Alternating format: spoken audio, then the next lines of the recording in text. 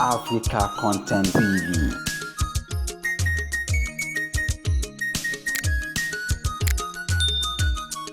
Ìsọ̀pẹ́dára Tinubu bí n bá dórí alẹ́ àkànní Adébísí òkúṣeré máa ti kù ẹ̀rí ní.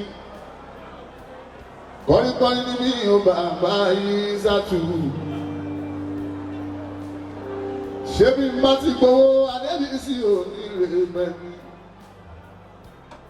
Ìgbà ló nígbà ń lò ìgbà tá à ń lò yìí ó lọ́wọ́. Ìgbà kan láyé àkàlà, ìgbà kan láyé ládọjà, ìgbà kan láyé àjímọ̀ mi. Ayé ṣe yí dáwà yìí, báyé bá ń yí bí orin báyé kọ́ ẹ̀ sì ẹ̀rí. Kò ní ẹ̀sùn fún mo máa báyé rí, Adébísí ò ní lè rẹ̀ yín.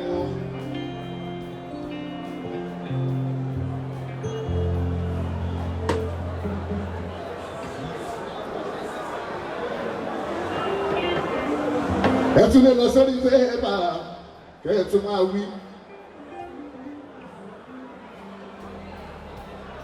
Kò tí ì gbáyé jù. Ẹ tún lè lọ sórí ààyè lórí Instagram. Ẹ tún lè Twitter. Àbí kẹ́ bọ́ sórí Facebook kẹ́ ẹ máa wí. Pé pọ̀ kí mú sí ní ìlú Àyìndé Adé.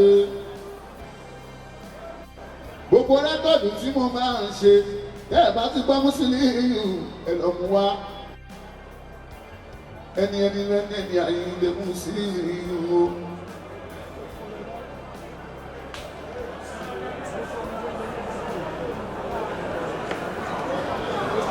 Àyìndé dẹ́kun àdúró tì mí lórí ìpìlẹ̀ mẹ́ta sí ìmọ̀ ìlú. Owó mi tún ti di méjì, ó tún ti lé. Èmi lẹ fún kó sọ́mọ́ mi kà sí wọn.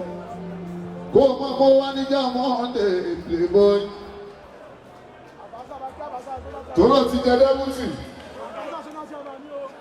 Lẹ́yìn Abacha ṣóná sí àwọn àmì.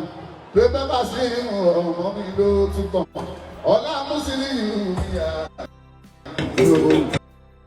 Ìwà máa ní ẹ̀wọ̀, ìwà máa ní ẹ̀wọ̀, ìwà máa ní ẹ̀wọ̀, ìwà máa ní ẹ̀wọ̀, ìwà máa ní ẹ̀wọ̀, bẹ́ẹ̀ bá jòjò, bẹ́ẹ̀ bá jòjò, ìwà máa ní ẹ̀wọ̀.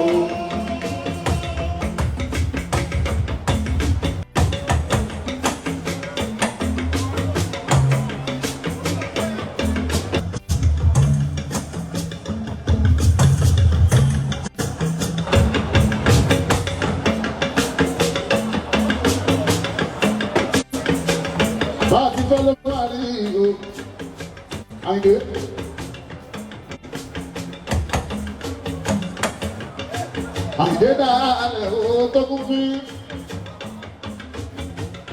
ṣòkòtò mi rò ó tó kún bí ọ̀rọ̀ ẹ̀kú dáadáa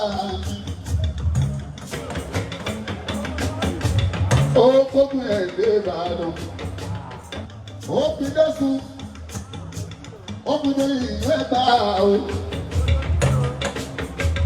Àyìndé kìí ṣe kìí ti ẹ̀rí jù.